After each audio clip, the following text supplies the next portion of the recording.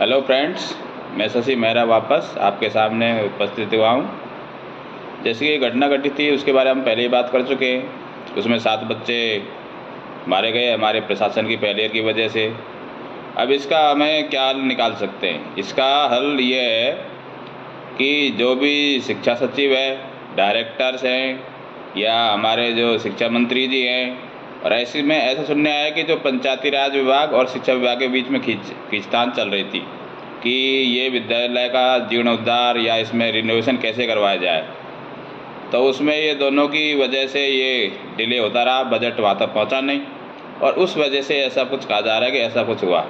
तो इसके लिए एक ही उपाय हम निकाल सकते हैं, या एक हम इस बारे में सोच सकते हैं कि ऐसी घटनाएं बार बार ना हो, इसकी जिम्मेदारी कौन तय करे और इससे जिम्मेदारी के लिए हम किसको दोष ठहराएं।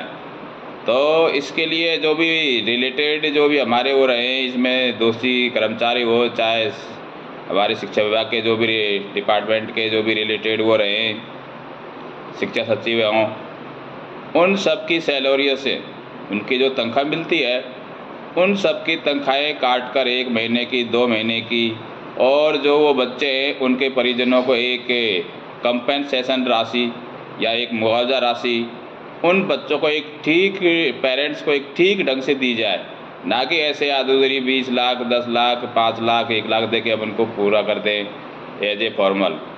तो उन परिवारों को कम से कम 1-1 करोड़ का एक कंपेंसेशन राशि, एक मुआवजा राशि दी जाए, और इसके जो कर्मचारी रहे उनकी तनख्वाहों से काट के दी जाए, जिससे वो आने वाले समय में इस तरह की घटनाएं वापस ना हो।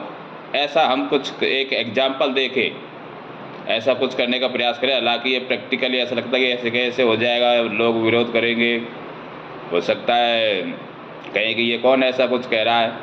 लेकिन जब तक आप कोई सख्त एक्शन नहीं लेंगे, हमारी सरकारें या हमारे मुख्यमंत्री जी, तो इस तरह घटनाएं रिपीट होती रहेंगी। अभी स्कूल की घटना थी ये, अभी कोई, अब ये सड़कों की हालत क्या है, उसके ऊपर ऐसी कुछ हालत हो जाएगी, फिर हम वही इस तरह की बातें करने लग जाएंगे।